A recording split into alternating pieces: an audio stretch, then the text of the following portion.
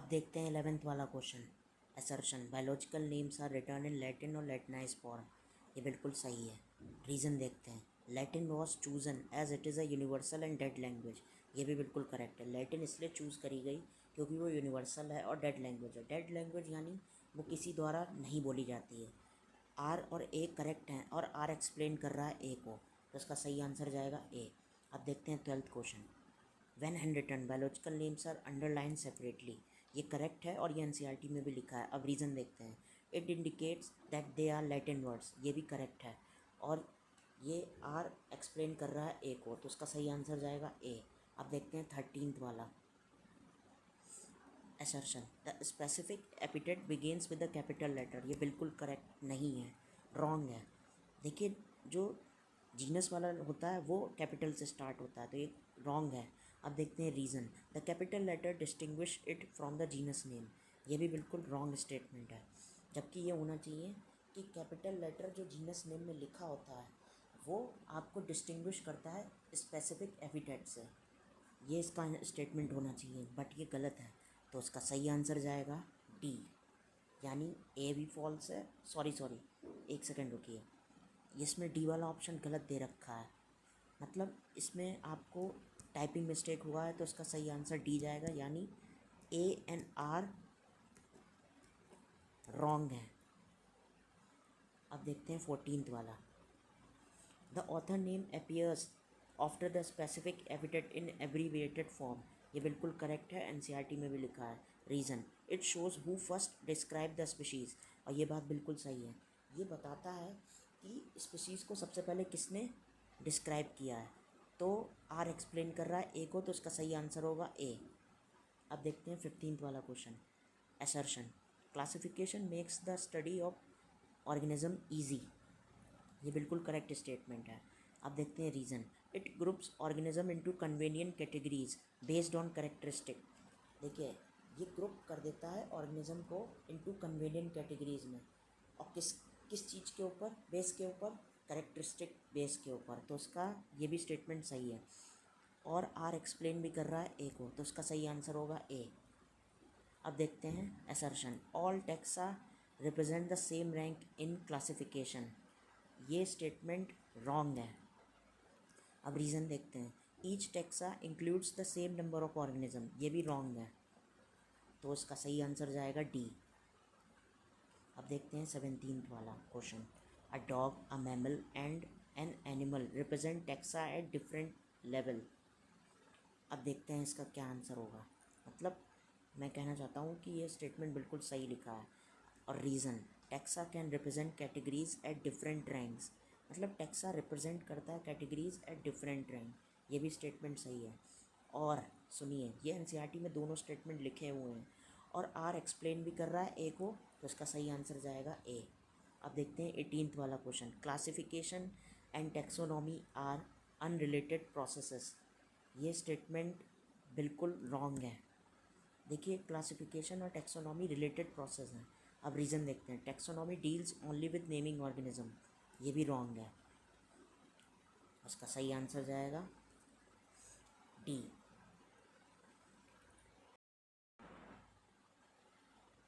अब देखते हैं 19th वाला question. Internal and external structures form the basis of modern taxonomy. ये बिल्कुल करेक्ट स्टेटमेंट है। Reason they reveal evolutionary relationship among organism. ये भी बिल्कुल करेक्ट स्टेटमेंट है और आर एक्सप्लेन कर रहा है ए को, तो इसका सही आंसर जाएगा ए।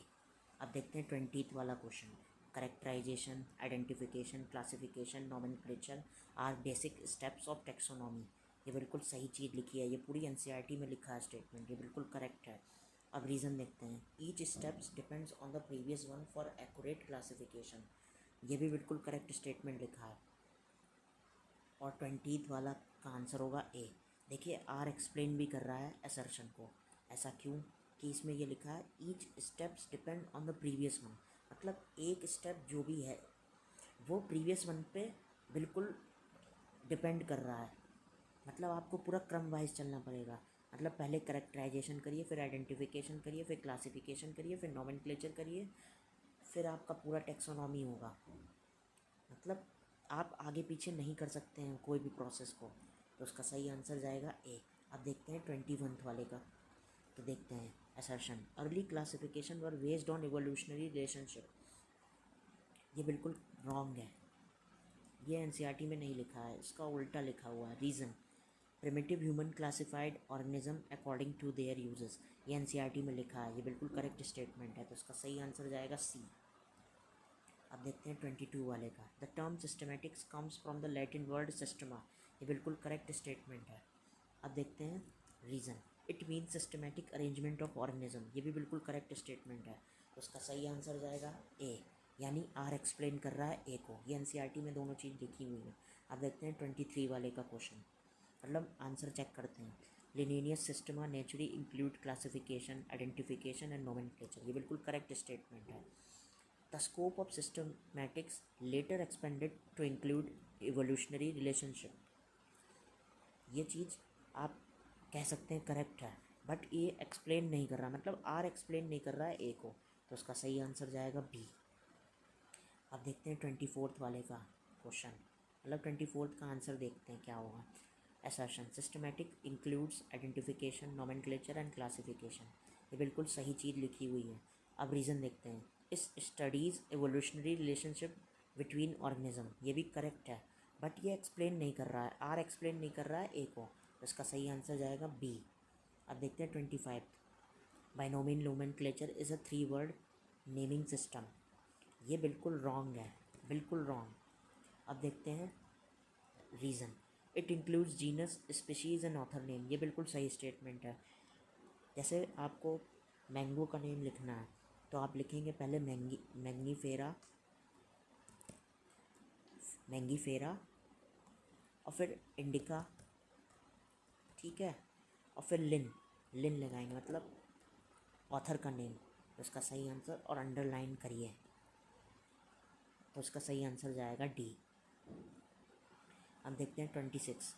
Assertion taxonomy and systematics are synonymous, ये फॉल्स है statement. Both deals only with naming and description of organism, ये भी रॉन्ग है स्टेटमेंट। इनके देखिए टेक्सोनॉमी और सिस्टमैटिक्स के बहुत काम होते हैं, यही काम नहीं होते, तो ये रॉन्ग है, तो दोनों स्टेटमेंट रॉन्ग है। 26 का डी होगा। अब देखते हैं 27। Plant, animals and microbes form distinct taxa, ये बिल्कुल करेक्ट स्टेटमेंट है। अब देखते हैं each groups shares a unique set of characteristic, ये बिल्कुल करेक्ट स्टेटमेंट है, और आर एक्सप्लेन भी कर रहा है ए को, तो उसका सही आंसर जाएगा ए। अब देखते हैं 28 का। All classification systems are fixed and never change, ये स्टेटमेंट आपको चेक करता हूँ, एक सेकेंड रुकिए, ये रॉन्ग है। अब देखते हैं reason once classified an organism position can not be revised, ये भी रॉन्ग है स्टेटमेंट। आप क्लासिफाई करने के बाद ऑर्गेनिज्म की पोजीशन को रिवाइज कर सकते हैं, मतलब कहीं भी पोजीशन बदल सकते हैं, तो उसका सही आंसर होगा डी। अब देखते हैं 29। Nomenclature ensures that every organism has a unique and universal name, ये भी बिल्कुल करेक्ट स्टेटमेंट है। नोमेनक्लेचर यानी नेमिंग करना। अब देखते हैं reason the same name can not B use for 2 different organism, ये भी बिल्कुल करेक्ट स्टेटमेंट है, तो इसका सही आंसर जाएगा ए। मतलब कह रहे हैं कि सेम नेम आप 2 ऑर्गेनिज्म को नहीं दे सकते हैं, तो आर एक्सप्लेन कर रहा है ए को, क्यों, क्योंकि देखिए तभी तो यूनिवर्सल नेम होगा किसी ऑर्गेनिज्म का, जब यूनिवर्सल नेम तभी होगा, मतलब यूनिवर्सल और यूनिक नेम तभी होगा जब आप हर ऑर्गेनिज्म के अलग अलग नाम रखेंगे, तो उसमें यही चीज़ समझाने को कह रहा है, तो आर एक्सप्लेन कर रहा है ए को, तो इसका सही आंसर होगा ए। अब देखते हैं 30th वाले का question. Systematic includes only the study of external features of organism, ये बिल्कुल रॉन्ग स्टेटमेंट है, ठीक है। और अब देखते हैं it excludes identification and classification, ये भी रीज़न बिल्कुल रॉन्ग है, तो दोनों स्टेटमेंट रॉन्ग है, तो इसलिए जाएगा आंसर डी। अब देखते हैं टेक्सोनॉमिक कैटेगरीज, मैं एनसीईआरटी के टॉपिक वाइज करा रहा हूँ क्वेश्चन। अब ये टेक्सोनॉमिक कैटेगरीज का क्वेश्चन है, मतलब स्टार्ट होंगे असर्शन रीजंस। अब देखते हैं टेक्सोनॉमिक कैटेगरीज के क्वेश्चंस। सबसे पहला classification involves a hierarchy of steps in which each step represents a rank और कैटेगरी, ये बिल्कुल करेक्ट स्टेटमेंट है, ठीक है। और फिर रीज़न देखते हैं each taxonomic rank is independent and has no relation to other ranks, ये बिल्कुल रॉन्ग स्टेटमेंट है। रिलेशन होता है तो ये आंसर होगा सी। अब देखते हैं सेकंड वाले का आंसर निकालते हैं। Assertion, each category in the taxonomic hierarchy is called a taxon. ये बिल्कुल करेक्ट स्टेटमेंट है, एनसीईआरटी में भी लिखा है। Reason, a taxon represent a rank and is a unit of classification. ये बिल्कुल करेक्ट स्टेटमेंट है और ये आर एक्सप्लेन भी कर रहा है ए को। अब देखते हैं थर्ड वाले का क्वेश्चन आंसर निकालते हैं। The basic knowledge of characters of organism is essential for placing them in correct taxonomic categories। देखिए फिर से पढ़ते हैं। The basic knowledge of characters of organism is essential, मतलब basic knowledge of character of organism essential होती है for placing them in correct taxonomic categories. ये बिल्कुल करेक्ट स्टेटमेंट है। अब देखते हैं reason, the classification depends on identifying similarities and dissimilarities among organism. ये भी स्टेटमेंट बिल्कुल करेक्ट है, तो इसका सही आंसर जाएगा आर एक्सप्लेन भी कर रहा है को। देखिए समझिए, basic knowledge of character of organism, मतलब बेसिक नॉलेज जो करेक्टर ऑफ ऑर्गेनिज्म की होगी वो एसेंशियल होगी कि आप करेक्ट टेक्सोनॉमिक कैटेगरी में आप उसे रखें।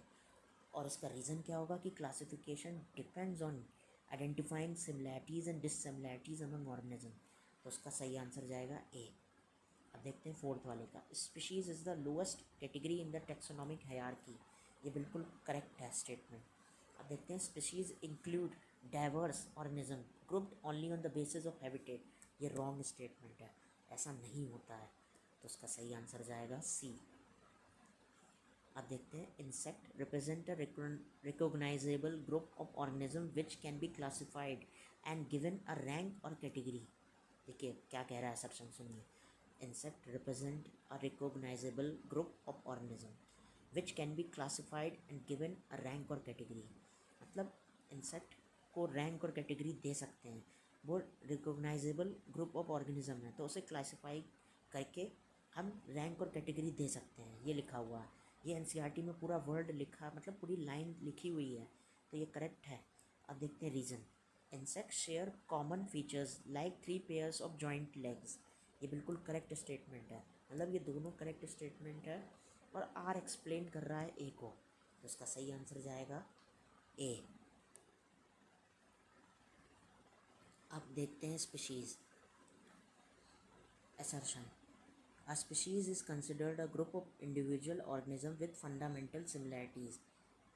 एक सेकेंड रुकिए, ये बिल्कुल करेक्ट स्टेटमेंट है, ठीक है। अब देखते हैं reason, members of species can be distinguish from other species only by geographical distribution. ये रॉन्ग है, ये रॉन्ग स्टेटमेंट है, तो उसका सही आंसर जाएगा सी। अब देखते हैं second question, distinct morphological differences help to distinguish one species from another closely related species. देखिए डिस्टिंक्ट मॉर्फोलॉजिकल डिफरेंसेस, मतलब मॉर्फोलॉजिकल डिफरेंस जो होते हैं किसी भी स्पीशीज़ में, किसी स्पीशीज़ में, वो आपको हेल्प करते हैं कि एक स्पीशीज़ से दूसरी स्पीशीज़ को अंतर निकालने में, ठीक है। अब देखते हैं morphological characters form the basis of identifying and classifying organism into species. ये भी बिल्कुल करेक्ट है स्टेटमेंट। मॉर्फोलॉजिकल कैरेक्टर बेसिस बनाते हैं फॉर आइडेंटिफाइंग और क्लासिफाइंग ऑर्गेनिजम्स इनटू स्पीशीज़। ये बिल्कुल दोनों स्टेटमेंट करेक्ट भी हैं और आर एक्सप्लेन कर रहा है ए को, उसका सही आंसर जाएगा ए।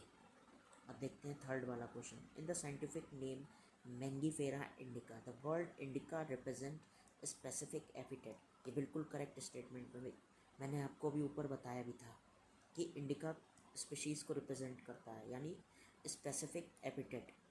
अब देखते हैं reason, in binomial nomenclature the first word of the name indicates the genus and the second word denotes the species. ये भी बिल्कुल करेक्ट स्टेटमेंट है, और इसका सही आंसर होगा ए। आर एक्सप्लेन भी कर रहा है ए को, क्यों? क्योंकि in the scientific name Mangifera indica indicates, मतलब Mangifera indica the word indica represent the specific epithet because in binomial nomenclature the first word of the name indicates the genus and the second word denotes the species। ये explain कर रहा है R A को।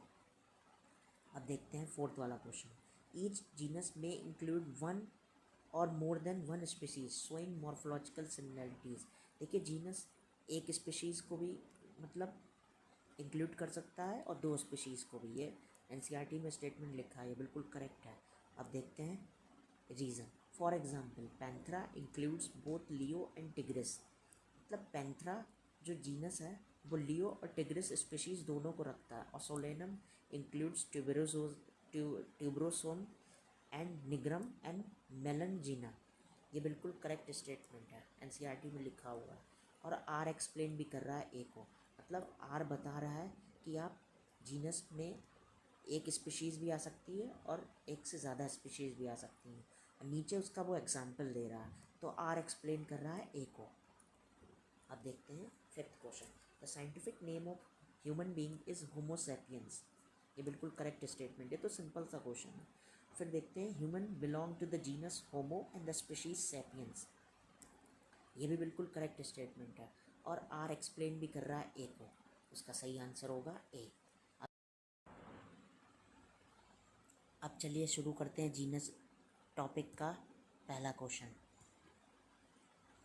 Genus comprises a group of related species among having more characters in common।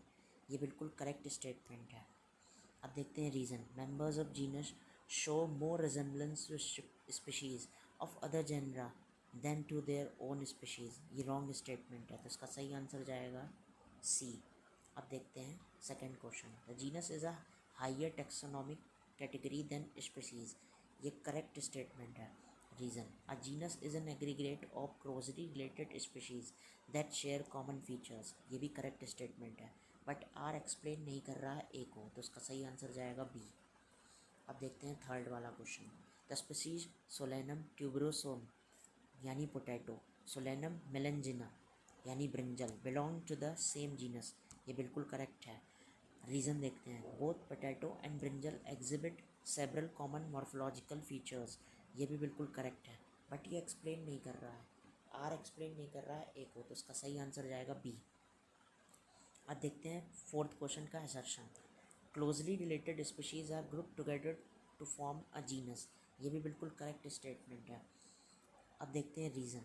The concept of genus helps in identifying evolutionary relationship among species. ये भी बिल्कुल correct statement है, तो उसका सही है, मतलब आर एक्सप्लेन नहीं कर रहा है ए को, तो उसका सही आंसर जाएगा बी। अब देखते हैं फिफ्थ वाला question. Panthera leo, Panthera pardus and Panthera tigris belong to the same genus. ये बिल्कुल करेक्ट स्टेटमेंट है, एनसीईआरटी में भी लिखा हुआ है। अब देखते हैं रीज़न।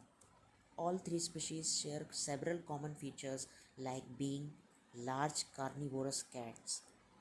ये देखिए स्टेटमेंट सही है, रीज़न, बट आर एक्सप्लेन नहीं कर रहा है ए को, तो इसका सही आंसर जाएगा B.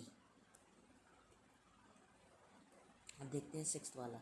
The genus Panthera includes lion, tiger and leopard. ये बिल्कुल करेक्ट स्टेटमेंट है। अब देखते हैं reason. Panthera species differ from species of the genus Felis in several structural and behavioural features. ये भी बिल्कुल करेक्ट स्टेटमेंट है, बट ये एक्सप्लेन नहीं कर रहा है, आर एक्सप्लेन नहीं कर रहा है ए को, तो उसका सही आंसर जाएगा बी। अब देखते हैं सेवेंथ वाला question. Genera like Panthera and Felis distinguish based on common features and differences among their member species। ये बिल्कुल करेक्ट स्टेटमेंट है। अब देखते हैं इसका reason. Taxonomic classification is based on morphological similarities and dissimilarities। ये भी बिल्कुल करेक्ट स्टेटमेंट है, और आर एक्सप्लेन भी कर रहा है ए को, तो उसका सही आंसर जाएगा ए। देखिए जेनरा, इनमें पहले एसेशन में लिखा है genera Panthera and Felis distinguish होते हैं based on common features and differences among their member species. मतलब कॉमन फीचर और डिफरेंस जो होंगे वो जेनरा पैंथरा और फेलिस के कॉमन फीचर्स और डिफरेंसेस में मतलब अंतर होगा, तब ये होगा ऐसा। अब देखते हैं सेवन्थ वाला question. Assertion. Genera like Panthera and Felis are distinguished based on common features and differences among their member species। ये बिल्कुल करेक्ट स्टेटमेंट है। अब देखते हैं reason. Taxonomic classification is based on morphological similarities and dissimilarities, ये भी बिल्कुल correct statement है। और आर एक्सप्लेन भी कर रहा है ए को, तो उसका सही आंसर जाएगा ए। अब देखते हैं 8th वाला question. assertion Panthera differs from Felis through both belong to the family Felidae। देखिए Panthera differs from Felis through both belong to the family Felidae। देखिए हाँ ये बात सही है, पैंथरा और फेलिस जो हैं वो फेलिडी फैमिली से बिलोंग करते हैं, ये स्टेटमेंट बिल्कुल सही है। अब देखते हैं reason. Felis include smaller cats while Panthera includes larger roaring cats, ये भी बिल्कुल करेक्ट स्टेटमेंट है। मतलब ऊपर वाले जो मतलब स्टेटमेंट था उसमें ये लिखा था कि पैंथरा फेलिस से इसलिए अलग है क्योंकि ये फेलिडी फैमिली में आता है, और इसका कारण उन्होंने क्या बताया कि फेलिस में आती है स्मॉलर कैट और पैंथरा में आती हैं लार्जर रोरिंग कैट्स, ये भी स्टेटमेंट बिल्कुल सही है। और आर एक्सप्लेन भी कर रहा है ए को, तो इसका सही आंसर जाएगा ए। अब देखते हैं 9th का assertion. All species with in a genus have more characters in common with each other than with members of other genre, ये बिल्कुल करेक्ट है। मतलब ऑल स्पीशीज मतलब कहने का मतलब है अगर किसी जीनस में सारी स्पीशीज़ के अंदर कॉमन करेक्टर ज़्यादा देखने को मिलेंगे, वही आप दूसरे जेनरा से कंपेयर करेंगे तो आपको नहीं देखने को मिलेंगे कॉमन करेक्टर ज़्यादा, यही इसमें यही लिखा हुआ है, तो इसका यही सही स्टेटमेंट है ये। और फिर रीज़न क्या बताया गया है कि genus act as a intermediate category linking related species together. देखिए जीनस एक इंटरमीडिएट कैटेगरी बताई गई है, लिंकिंग करती है रिलेटेड स्पीशीज़ को टुगेदर, ये स्टेटमेंट बिल्कुल सही है। बट आर एक्सप्लेन नहीं कर रहा है ए को, उसका सही आंसर जाएगा बी। अब देखते हैं 10th वाला question. The genus Felis includes domestic cats, ये बिल्कुल करेक्ट स्टेटमेंट है। जो फेलिस है उसमें डोमेस्टिक कैट्स आती हैं, ये बिल्कुल करेक्ट स्टेटमेंट है। Felis species are smaller and less ferocious compare to the Panthera species, ये भी बिल्कुल करेक्ट है। पैंथरा में बड़ी बिगर कैट्स आती हैं और फेलिस में छोटी कैट आती है, हाँ, बट आर एक्सप्लेन नहीं कर रहा है ए को, तो उसका सही आंसर जाएगा बी। अब देखते हैं फैमिली। अब इसका पहला असर्शन पढ़ते हैं। Family is a taxonomic category that includes related genera, ये बिल्कुल करेक्ट स्टेटमेंट है। Genera grouped in a family share more similarities than those belonging to the same species. अब समझिए, genera grouped in a family मतलब genera group होती family में वो ज़्यादा सिमिलैरिटी दिखाएंगी जो belonging to the same species, यानी जो than those belonging to the same species, ये बिल्कुल रॉन्ग स्टेटमेंट है, बिल्कुल रॉन्ग। एनसीईआरटी में ऐसा नहीं लिखा है, तो इसका सही आंसर जाएगा सी। अब देखते हैं second question. Families have a group of related genera showing fewer similarities than species and genus, ये बिल्कुल सही लिखा है, ये एनसीईआरटी में है statement. Families have a group of related genera मतलब फैमिली जो आप ग्रुप ऑफ रिलेटेड जेनरा से बनाते हैं, showing fewer similarities than species and genus, ये बिल्कुल करेक्ट स्टेटमेंट है। As we move up the taxonomic hierarchy, similarities among organisms generally decrease, ये बिल्कुल करेक्ट स्टेटमेंट है, तो इसका सही आंसर जाएगा ए। Families are characterized on the basis of both vegetative and reproductive features in plants, ये बिल्कुल करेक्ट स्टेटमेंट है। रीज़न पढ़ते हैं। Classification based on only on vegetative features is sufficient to identify a plant family, ये wrong statement है। आपको classification मतलब क्या कह रहा है, classification based on only on vegetative feature is sufficient to identify a plant family, नहीं, आपको रिप्रोडक्टिव फीचर्स भी देखने पड़ते हैं तब आप क्लासिफिकेशन कर पाएंगे, तो उसका सही आंसर जाएगा सी। अब देखते हैं 4th। The family Solanaceae includes genera Solanum Petunia and Datura, ये बिल्कुल करेक्ट है। अब देखते हैं reason. All these genera share common floral and fruit characteristic, ये बिल्कुल करेक्ट स्टेटमेंट है और ये एक्सप्लेन भी कर रहा है, तो उसका सही आंसर जाएगा ए। अब देखते हैं 5th का। सोलेनम ट्यूबेरोसम यानी potato, Datura belong to the same family, ये बिल्कुल करेक्ट है। Both these species belong to the family Solanaceae which is characterised by similar floral structure. तो इसका सही आंसर जाएगा, देखिए रीज़न बिल्कुल करेक्ट बता रहा है। देखिए धतूरा और पोटैटो एक ही फैमिली में आती हैं और वो फैमिली कौन सी है, सोलेनेसी, और वो क्या करेक्टराइज करती है, सिमिलर फ्लोरल स्ट्रक्चर, मतलब इनके फ्लोरल स्ट्रक्चर सेम होंगे तभी ये फैमिली सोलेनेसी में है। तो उसका सही आंसर जाएगा ए। आर एक्सप्लेन कर रहा है ए को। अब देखते हैं सिक्स्थ वाला। In animals Panthera and Felis are placed in the same family, बिल्कुल करेक्ट है ये। Both genera includes carnivorous mammals showing several common anatomical features. क्या कह रहा है समझिए। In animals Panthera and Felis are placed in the same family, Panthera और Felis same family में रखे गए क्योंकि both genera include carnivorous mammals showing several common anatomical features, मतलब ये एक्सप्लेन कर रहा है। तो उसका सही आंसर होगा ए। अब देखते हैं सेवेंथ वाला। The family Felidae includes both Panthera यानी lion, tiger, leopard and Felis cat. ठीक है, सही लिखा है ये स्टेटमेंट। अब देखते हैं, पढ़ते हैं रीज़न इसका। The members of Felidae show similar characteristic, ठीक है, in dental pattern, retractile claws and body structure. अब इसका रीज़न कैसे पहचाने, बिकॉज लगाइए। देखिए रीज़न तो सही है, because the family Felidae includes both Panthera and Felis, because member of Felidae show similarities in dental pattern, retractile claws and body structure। Reason देखिए एक्सप्लेन कर रहा है आर को, तो उसका सही आंसर होगा ए। अब देखते हैं एर्थ वाला question. Cat and dog belong to the same family because they are both carnivorous animals. ये स्टेटमेंट बिल्कुल सही है,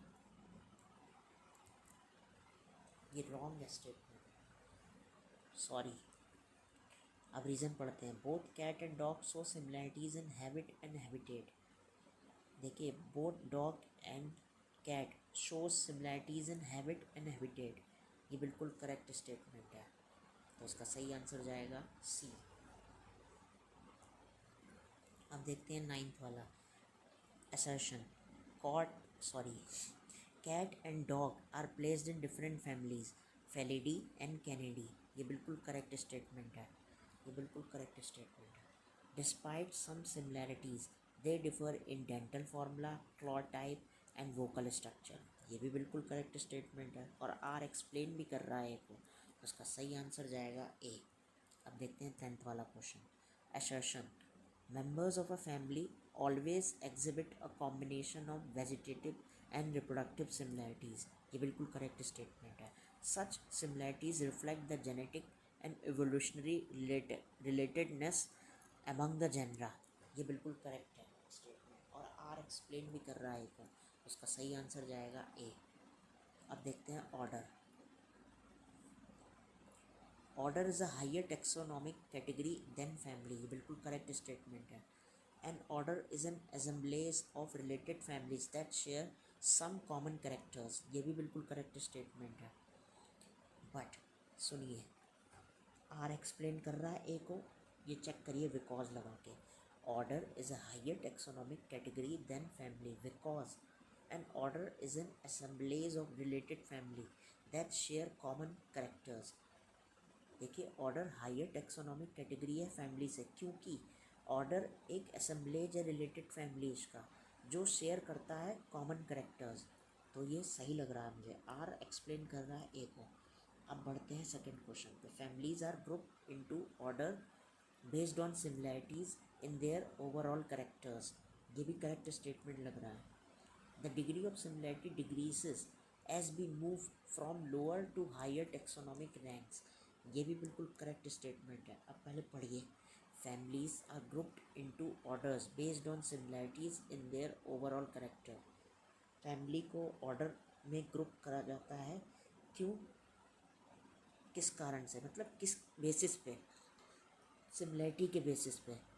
क्योंकि degree of similarity decreases as we move from lower to higher taxonomic rank. ये मुझे स्टेटमेंट सही तो है दोनों स्टेटमेंट, बट आर एक्सप्लेन नहीं कर रहा है एक और, तो उसका सही आंसर जाएगा B. The categories like species, genus and family are based on numerous similar characters. ये भी बिल्कुल करेक्ट स्टेटमेंट है, ठीक है। अब रीज़न पढ़ते हैं। The taxonomic rank of order is based only on a single unique character. This is wrong, this is totally wrong, ये एनसीईआरटी में भी नहीं लिखा है, तो उसका सही आंसर जाएगा सी। अब देखते हैं फोर्थ वाला question. Order is identified based on aggregate of characters shown by different families. ये बिल्कुल करेक्ट स्टेटमेंट है, ठीक है। अब देखते हैं रीज़न इसका। Taxonomic grouping at higher levels depend on broad similarities rather than detailed ones. क्या कहने का मतलब है? Taxonomic grouping at higher level depend करती है ब्रॉड सिमिलैरिटी पे रेदर देन डिटेल्ड वन। मतलब डिटेल्ड वाली सिमिलैरिटी नहीं देखते हैं हम, ब्रॉड वाली सिमिलैरिटीज़ देखते हैं जब हम हायर लेवल पे पहुंचते हैं टेक्सोनॉमिक ग्रुपिंग में। इसका कहने का यही मतलब है, और ये स्टेटमेंट बिल्कुल करेक्ट है, ठीक है। अब समझते हैं। Order is identified based on a aggregate of characters shown by different families. Order को इसलिए आइडेंटिफाई करा गया है किस बेसिस पे, कि वो एग्रीगेट ऑफ करेक्टर दिखाते हैं डिफरेंट फैमिलीज़ के, ठीक है। Because taxonomic grouping at higher level depends, मतलब वो डिपेंड करती है ब्रॉड सिमिलैरिटीज़ पे रेदर देन डिटेल्ड वन। ये करेक्ट, दोनों स्टेटमेंट करेक्ट भी हैं और आर एक्सप्लेन भी कर रहा है ए को। अब बढ़ते हैं फिफ्थ वाले क्वेश्चन पे। Families Convolvulaceae and Solanaceae are placed under the order Polemoniales, ठीक है। ये कह रहा है और ये बिल्कुल करेक्ट स्टेटमेंट है, ये एनसीईआरटी में लिखा है। Both these plant family show similar floral characters. ये भी बिल्कुल करेक्ट स्टेटमेंट है। अब समझते हैं। Family कन्वोलेसी and Solanaceae are placed under the order Polymineales because both these plant families show similar floral characters। ये बिल्कुल करेक्ट है, आर एक्सप्लेन कर रहा है। अब देखते हैं सिक्स्थ का assertion। Floral collectors are important in determining the order of plant families. ये बिल्कुल मुझे लग रहा है थोड़ा सा अजीब सा स्टेटमेंट, एक सेकेंड रुकिए। अब पढ़ते हैं reason. Flowers are highly variable and show no taxonomic importance. Flowers are highly variable, मतलब फ्लावर्स ज़्यादा हाईली वेरिएबल होते हैं और नो, वो टेक्सोनॉमिक इम्पॉर्टेंस नहीं देते हैं। ये बिल्कुल गलत है, ये रॉन्ग स्टेटमेंट है। अब फिर से पढ़ते हैं। Floral collectors are important in determining the order of plant families. ये बिल्कुल करेक्ट स्टेटमेंट है, तो उसका सही आंसर जाएगा सी। अब पढ़ते हैं seventh question. Order Carnivora includes the family Felidae and Canidae. ये बिल्कुल करेक्ट स्टेटमेंट है। अब रीज़न पढ़ते हैं। Both families include carnivorous mammals having sharp canines and claw adaptations for predation. ये बिल्कुल करेक्ट स्टेटमेंट है और आर एक्सप्लेन भी कर रहा है ए को, तो उसका सही आंसर जाएगा ए। अब देखते हैं एट्थ वाला question. The order Carnivora represent a group of mammals share common feeding adaptations। बिल्कुल करेक्ट स्टेटमेंट है। अब देखते हैं reason. The members of Carnivora possess features suited for a herbivorous mode of nutrition। ये बिल्कुल रॉन्ग स्टेटमेंट है, तो इसका सही आंसर जाएगा सी। At the level of order, similarities among families are fewer than those of among genera। ये बिल्कुल correct statement है। ऑर्डर के लेवल पे सिमिलैरिटीज़ अमंग फैमिली कम हो जाती हैं देन दूज अमंग जनरा। ये बिल्कुल करेक्ट स्टेटमेंट है। अब देखते हैं इसका reason. As we move upward in taxonomic hierarchy the number of shared characters decreases. ये बिल्कुल करेक्ट स्टेटमेंट है, उसका सही आंसर जाएगा ए, नाइन्थ का ए है। अब टेंथ देखते हैं। Order and higher categories are based on aggregate characters of their members. ये बिल्कुल करेक्ट स्टेटमेंट है, ये बिल्कुल करेक्ट स्टेटमेंट है। अब देखते हैं इसका reason. Broad similarities among organism form the foundation for constructing higher taxonomic ranks. देखिए समझिए, ऑर्डर और हायर कैटेगरीज किस पर बेस्ड होती है? Aggregate characters of there member. ये बिल्कुल करेक्ट स्टेटमेंट है। फिर उसके बाद में रीज़न इसका बताया गया है कि broad similarities among organism form करती हैं foundation for constructing higher taxonomic ranks. ये बात सही है। ब्रॉड सिमिलरिटीज अमंग ऑर्गेनिज्म वो फॉर्म करती हैं foundation for constructing higher taxonomic ranks. ये भी स्टेटमेंट बिल्कुल करेक्ट है। और आर एक्सप्लेन भी कर रहा है ए को, तो ये आंसर हो जाएगा ए। अब करते हैं क्लास की बात। क्लास या higher taxonomic category than order, बिल्कुल correct statement. A class include one और more related orders that share common fundamental characteristic, बिल्कुल करेक्ट स्टेटमेंट है। देखिए, क्लास हायर टेक्सोनॉमिक ऑर्डर है, असर्शन में बताया गया। फिर उसका रीज़न क्या दिया गया? Because a class include one और more related orders that share common fundamental characteristic. तो मतलब आर एक्सप्लेन कर रहा है ए को, तो उसका सही आंसर जाएगा ए। फिर देखते हैं second question. The order Primata यानी monkey, gorilla, gibbon and Carnivora, tiger, cat and dog belong to the same class. ये बिल्कुल करेक्ट स्टेटमेंट है। ठीक है, फिर बात करते हैं रीज़न की। Both these orders include mammals that possess hair and mammary glands. बात समझिए क्या लिखी है रीज़न में कि ऑर्डर प्राइमेटा, ठीक है, मंकी वाला, गोरिल्ला, गिब्बन वाला और कार्निवोरर जो हैं वो सेम क्लास से बिलोंग करते हैं। Because both these orders include mammals that possess hair and mammary glands. ये बिल्कुल सही है। रीज़न एक्सप्लेन कर रहा है असर्शन को, तो उसका सही आंसर हो जाएगा ए। अब देखते हैं थर्ड वाला question. The class Mammalia include several orders like Primata and Carnivora, बिल्कुल करेक्ट स्टेटमेंट है, एनसीईआरटी में लिखा है। Members of Mammalia are characterise by the presence of mammary glands and warm blooded nature. देखिए, class Mammalia include several orders like Primata and Carnivora because members of mammalia are characterized by the presence of mammary glands and warm blooded nature।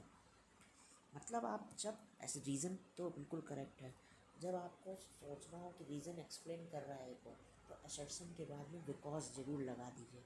Because लगाएंगे और आपका वो meaningful sentence बन रहा है तो तुरंत आप ए वाला ऑप्शन लगाइए और वो करेक्ट होगा। फिर अब बढ़ते हैं फोर्थ क्वेश्चन पे। The class Mammalia includes all animals that give birth to young ones। क्या बात समझ रहे हैं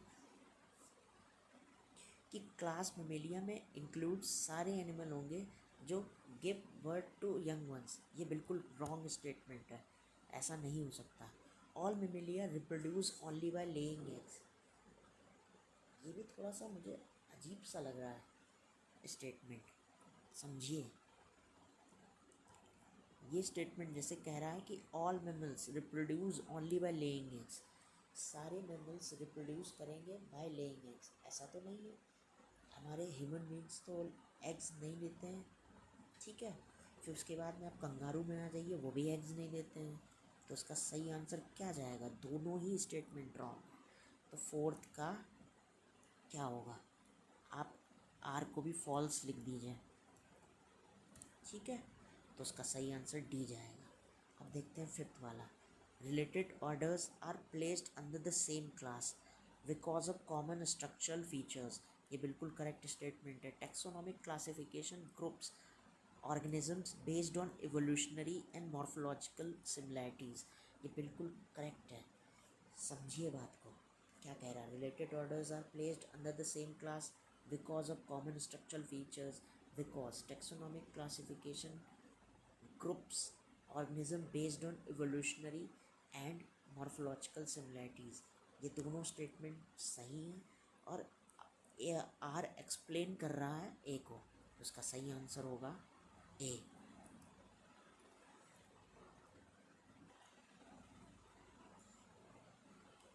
अब बढ़ते हैं फाइलम की तरफ।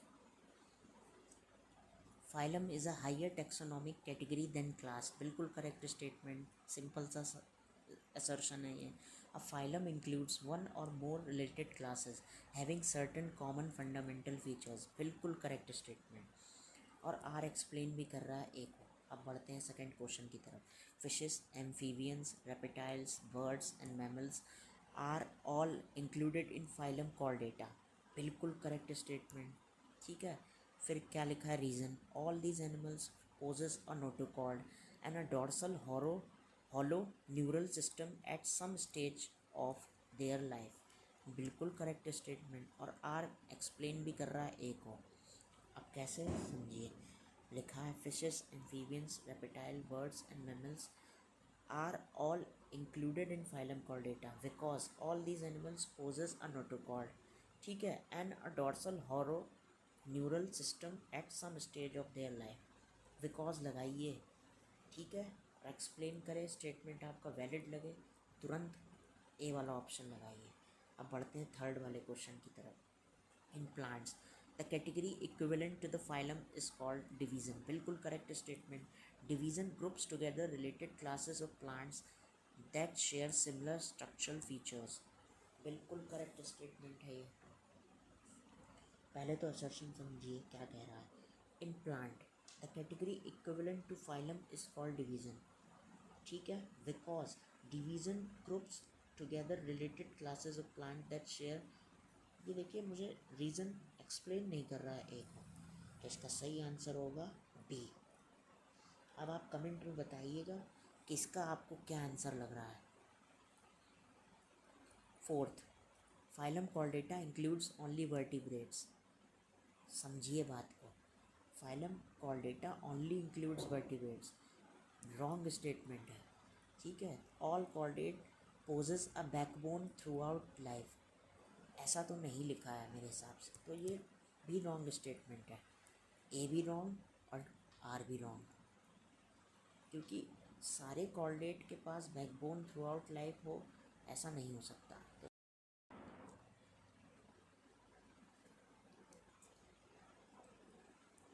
अब देखते हैं फिफ्थ वाला क्वेश्चन कहाँ गया, ये रहा। Common features like the presence of notochord are use to group animals into a phylum. बिल्कुल correct statement. Organism in the same phylum share a fundamental pattern of body organisation, ये भी correct statement है। और R explain भी कर रहा है ए को, तो इसका सही आंसर होगा ए। अब बढ़ते हैं आगे, किंगडम की तरफ। तो सबसे पहला question, all animals belonging to the various phyla are assigned to kingdom Animalia. ये बिल्कुल करेक्ट स्टेटमेंट है, ठीक है। अब बढ़ते हैं रीजन की तरफ। Kingdom Animalia includes all multicellular heterotrophic organism that lack cell walls, ये भी बिल्कुल करेक्ट स्टेटमेंट है। अब देखिए, रीज़न करेक्ट तो है, अब कैसे पहचाने कि रीज़न एक्सप्लेन कर रहा है ए को, अब समझते हैं। All animals belonging to various phyla are assigned to kingdom Animalia because kingdom Animalia includes all multicellular heterotrophic organism that lack cell walls, तो इसका सही आंसर होगा ए। आर एक्सप्लेन कर रहा है को। अब बात करते हैं सेकंड क्वेश्चन की। Kingdom Plantae includes all plant belonging to different divisions, बिल्कुल करेक्ट स्टेटमेंट। अब रीजन पढ़ते हैं। All plants are autotrophic and having cell walls made of cellulose, बिल्कुल करेक्ट स्टेटमेंट है, तो इसका सही आंसर होगा ए। आर एक्सप्लेन भी कर रहा है को। अब बढ़ते हैं थर्ड क्वेश्चन की तरफ। Animal and plant kingdoms are two broad groups in biological classification, बिल्कुल correct statement. Animal and plant differ in their mode of nutrition, body structure and cellular organisation, बिल्कुल करेक्ट स्टेटमेंट। देखिए, उन्होंने क्या ऊपर पहले बताया कि एनिमल और plant kingdom broad two groups हैं बायोलॉजिकल क्लासिफिकेशन में। फिर नीचे उन्होंने क्या बताया कि एनिमल और प्लांट डिफर कर रहे हैं किस में, मोड ऑफ न्यूट्रिशन में, बॉडी स्ट्रक्चर में और सेलुलर ऑर्गेनाइजेशन में, तो उसका सही आंसर होगा ए। आर एक्सप्लेन भी कर रहा है को। अब बढ़ते हैं फोर्थ आंसर की तरफ। Taxonomic hierarchy shows the arrangement of organism from species to kingdom in ascending order। बात समझिए क्या लिखा है, और सही भी लिखा है, ये एनसीईआरटी में लिखा हुआ है। अब रीज़न पढ़ते हैं। Species is the lowest category, ठीक है, and kingdom is the highest in the classification hierarchy, ये भी करेक्ट स्टेटमेंट है। और आर एक्सप्लेन भी कर रहा है। तो ऊपर उन्होंने क्या बताया कि टेक्सोनॉमिक हायरार्की क्या बताता है, arrangement of organism from species to kingdom in ascending order. ठीक है, असेंडिंग ऑर्डर मतलब असेंडिंग का मतलब समझते हैं, नीचे से ऊपर जाना। फिर उन्होंने नीचे क्या बताया, बिकॉज स्पीशीज लोअर कैटेगरी है, मतलब लोएस्ट कैटेगरी है, और किंगडम हाईएस्ट कैटेगरी है। बस उन्होंने ये बताया, तो इसका सही आंसर होगा ए। अब आगे बढ़ते हैं फिफ्थ क्वेश्चन की तरफ।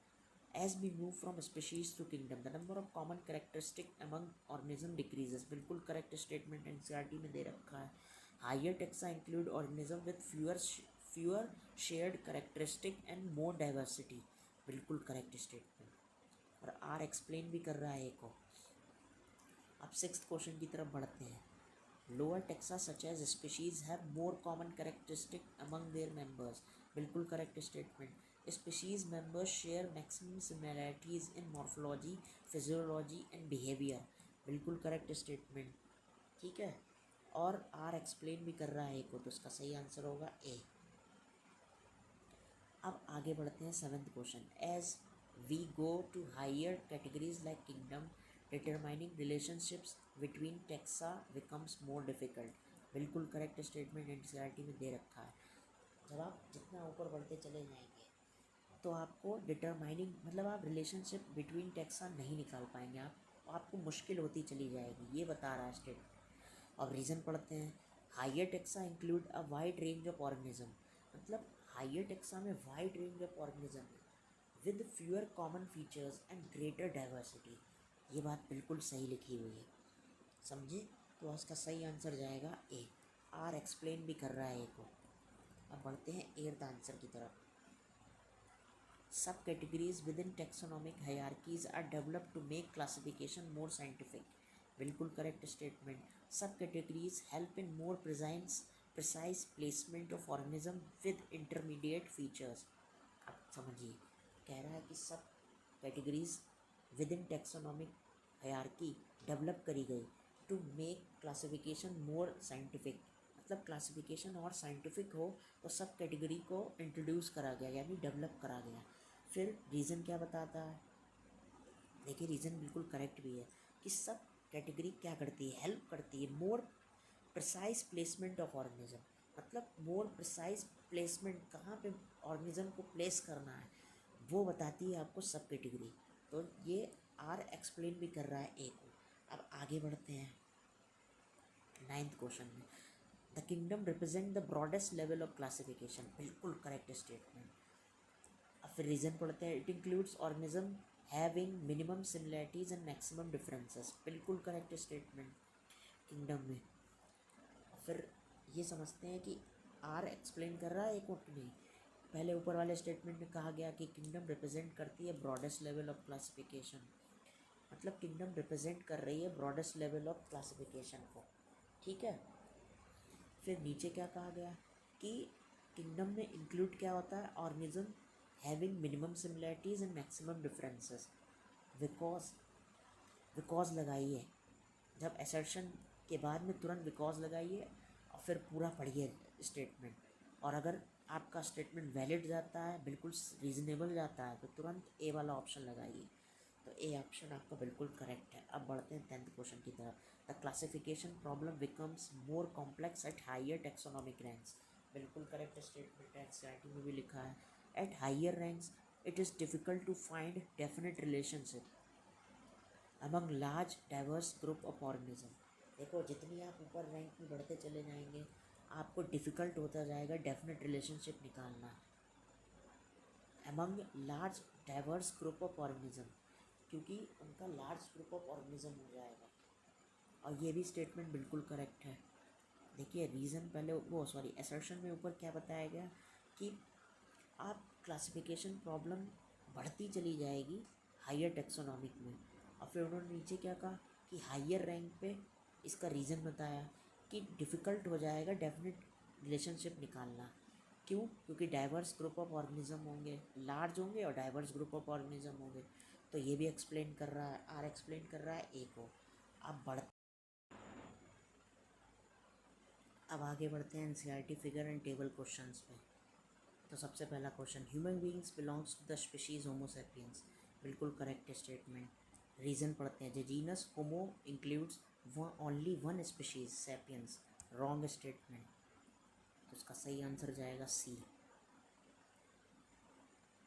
अब पढ़ते हैं सेकंड का first question, mango belongs to the species Mangifera indica, बिल्कुल correct statement. The genus Mangifera may include several species but indica represent the species specific epithet of mango, ये बिल्कुल सही स्टेटमेंट है।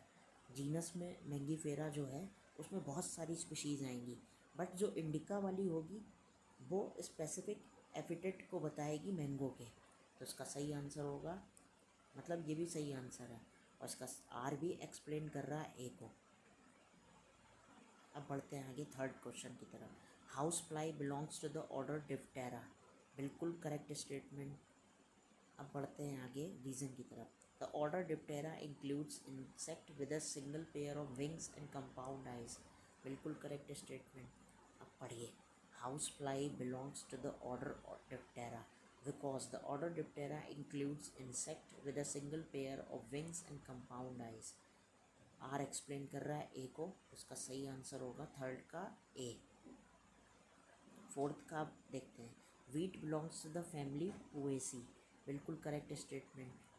फिर रीज़न पढ़ते हैं, families in plant are identified based on vegetative and reproductive characteristic, बिल्कुल correct statement है ये भी।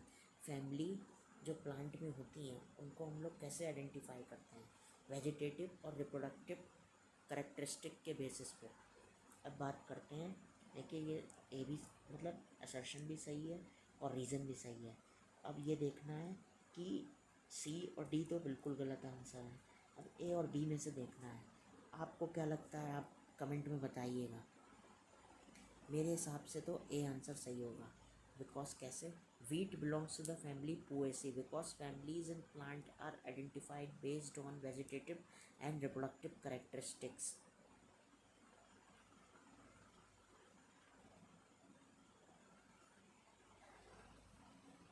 अब आगे बढ़ते हैं फिफ्थ क्वेश्चन की तरफ, humans and other vertebrates belongs to the phylum Chordata, बिल्कुल करेक्ट स्टेटमेंट। रीज़न पढ़ते हैं, all chordates have a notochord and dorsal hollow nerve cord at some stage of life. क्या कह रहा है, समझिए बात को। ह्यूमन और अदर वर्टिब्रेट्स बिलोंग करते हैं फाइलम कॉर्डेटा को, ये बिल्कुल सही स्टेटमेंट है।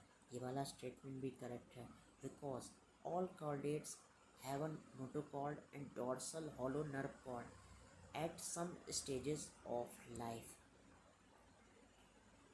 ये भी करेक्ट स्टेटमेंट है। अब आगे बढ़ते हैं, मतलब आर एक्सप्लेन कर रहा है ए को। अब सिक्स्थ वाला क्वेश्चन देखते हैं, mango belongs to the kingdom Plantae, बिल्कुल करेक्ट स्टेटमेंट, सिंपल सा है। All plants include mango are autotrophic and have cell wall made of cellulose, बिल्कुल करेक्ट स्टेटमेंट, बिल्कुल करेक्ट स्टेटमेंट है ये। अब ये देखते हैं कि आर एक्सप्लेन कर रहा है को कि नहीं। मैंगो बिलोंग करता है किंगडम प्लांटी को, बिकॉज लगाइए, all plant including mango are autotrophic and have cell walls made of cellulose, ये आर एक्सप्लेन कर रहा है ए को, उसका सही आंसर होगा ए। अब सेवेंथ की तरफ बढ़ते हैं, the classification of wheat mango human and house fly shows the taxonomic hierarchy from species to kingdom, बिल्कुल सही स्टेटमेंट है।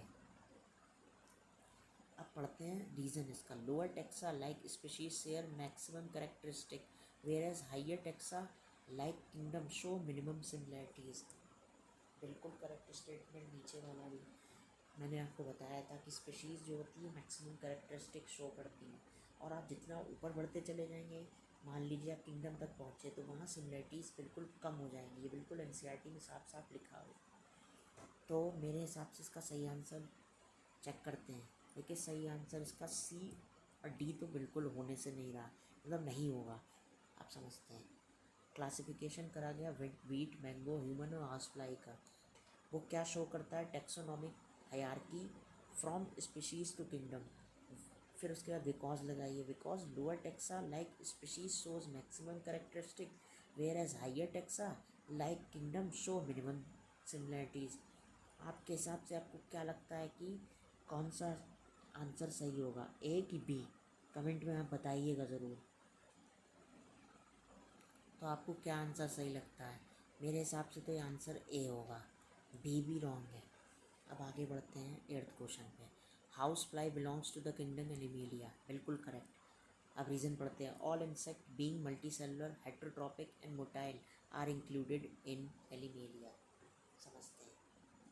पहले रीज़न उन्होंने क्या कहा, सॉरी असर्शन क्या क्या उन्होंने, कि हाउस फ्लाई को बिलोंग करती है एनिमेलिया किंगडम से। फिर रीज़न उन्होंने क्या कहा, सारी इंसेक्ट मल्टी सेलुलर होती है, हेट्रोट्रॉपिक होती हैं। अब मोटाइल वो एनिमल मतलब इंक्लूड होती है एनिमेलिया किंगडम में। तो आर एक्सप्लेन कर रहा है ए को। देखिए रीज़न भी करेक्ट स्टेटमेंट है बिल्कुल। अब आगे बढ़ते हैं 9th क्वेश्चन की तरफ। Wheat is classified under the division Magnoliophyta, correct statement है। या आउट ऑफ एनसीईआरटी कह सकते हो आप, बट आप इसको ध्यान रखिए, क्या पता नीट में आ जाए। अब रीज़न पढ़ते हैं। Division in plants include classes, ठीक है। डिवीज़न इन प्लांट्स में इंक्लूड करते हैं क्लासेस को। वो शेयर करते हैं फ्यू कॉमन करेक्टरिस्टिक्स, ये भी स्टेटमेंट बिल्कुल करेक्ट है, बट आर एक्सप्लेन नहीं कर रहा है ए को, तो उसका सही आंसर होगा बी। अब आगे बढ़ते हैं 10th क्वेश्चन की तरफ। The taxonomic hierarchy illustrates that higher categories have broader inclusiveness। समझिए, टेक्सोनोमिक हायरार्की इलस्ट्रेट करती है हायर कैटेगरीज जो होती हैं उनके पास ब्रॉडर इंक्लूसिवनेस होती है, बिल्कुल करेक्ट स्टेटमेंट है। अब पढ़ते हैं रीज़न की तरफ। Kingdom includes multiple phyla, phyla includes multiple classes and so on down to species, बिल्कुल करेक्ट स्टेटमेंट है। और आर एक्सप्लेन भी कर रहा है ए को, तो उसका सही आंसर होगा ए। अब आगे बढ़ते हैं। एनसीईआरटी में जो समरी दे रखी है उसको भी क्वेश्चन कर लेते हैं। पहला question, the living world is rich in variety with millions of plants and animals identified. देखिए क्या कह रहा है, लिविंग वर्ल्ड रिच है वैरायटी में, with millions of plant and animals identify कर हो चुके हैं, करेक्ट स्टेटमेंट है। Despite identification of millions of species, a large number of organisms still remain unknown। ये भी करेक्ट स्टेटमेंट है, बट आर एक्सप्लेन नहीं कर रहा है को। बिकॉज लगा करके देख लीजिए एक बार, आप खुद भी चेक करिएगा, तो सही आंसर होगा बी। अब बढ़ते हैं सेकंड क्वेश्चन की तरफ। Biologist use rules and principles for identification, nomenclature and classification of organisms, बिल्कुल करेक्ट स्टेटमेंट है। Taxonomy is the branch of biology dealing with naming, identifying and classifying organisms, ये भी करेक्ट स्टेटमेंट है। और R explain भी कर रहा है को, तो सही आंसर होगा ए। Taxonomic studies are useful in agriculture, forestry, industry and understanding biodiversity, ये भी करेक्ट स्टेटमेंट है। फिर देखते हैं reason. Knowledge of species diversity helps in utilization and conservation of bio resources, ये भी करेक्ट स्टेटमेंट है। आपके हिसाब से क्या आंसर होगा, कमेंट करिएगा।